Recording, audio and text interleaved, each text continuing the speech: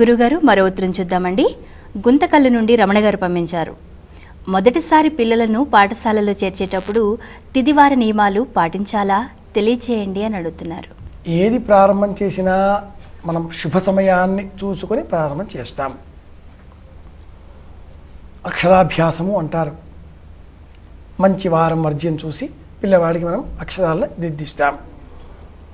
బడికి పంపుతున్నాం, ఒక్కరోజు కాదుగా, కొన్ని ఏళ్ళు వెళతాడు. ఈ సంవత్సరమే వెళుతున్నాడు.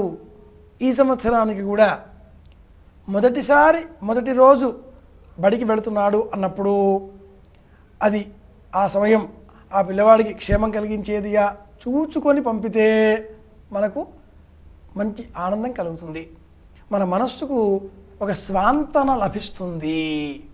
స్వాంతన, ఓదార్పు. ఏమిటి?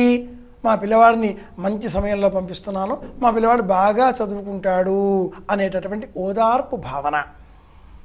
వాడికి ఒకవేళ మంచి చదువు రాలేదనుకుందాం, ఎప్పుడు పడితే అప్పుడు పంపించేశాం, ఏదో అయింది అంటూ ఉంటారు.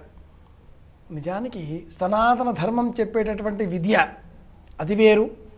ఈనాటి కాలంలో బడులలో, కళాశాలలలో చెప్పేటటువంటి విద్య వేరు.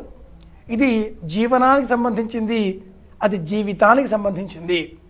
అయినా కూడా ఈ విద్యలలో కూడా మనం సంప్రదాయ ధర్మాలని ఇలా జతపరిచి చెప్పినట్లయితే వాడికి తల్లి, తండ్రి, గురువుగారు, మర్యాద, పెద్దలు, నమస్కారం చేయాలి, వినయం, ఇది నా దేశం, ఇది నా భావన, నేను భారతీయుడిని, ఇది నా ధర్మం, నేను ఈ దేశీయుడిని, ఇది నా సంప్రదాయం, ఇది నా జాతి, ఇది నా ధర్మం, హైందవ ధర్మం, ఇటువంటి భావాలన్నీ కూడా ఇలా పంచాంగాన్ని చూసి పాటించి పంపించడం ద్వారా తెలియకుండానే వాడి మనస్సులో బీజం వేస్తాయి.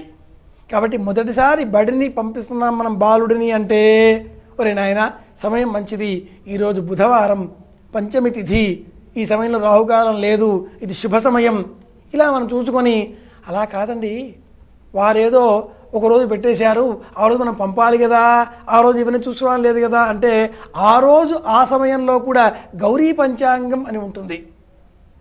ప్రతిరోజు కూడా అమృత ఘడియలు ఉంటాయి.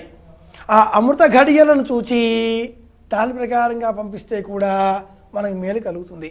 ఏ తర్వాత సమాధానం ఏమిటి అంటే, అమ్మాయి మంచి సమయం చూసుకోవాలి, చూసుకోకుండా పోతేనే పంపిస్తేనే ఇబ్బందులు వస్తాయి.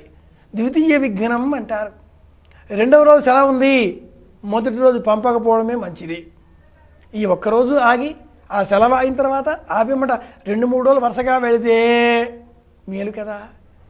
ఒకరోజు తెల్లవారి మళ్ళీ సెలవు అంటే ఆ విద్య యద్రాత్ర్యాత్ కురితే పాపం తద్రాత్ర్యాత్ పరివర్తితే, ఏ రాత్రి చదువుకున్న చదువు ఆ రాత్రి పోవుగాక అన్నట్లుగా మారుతుంది.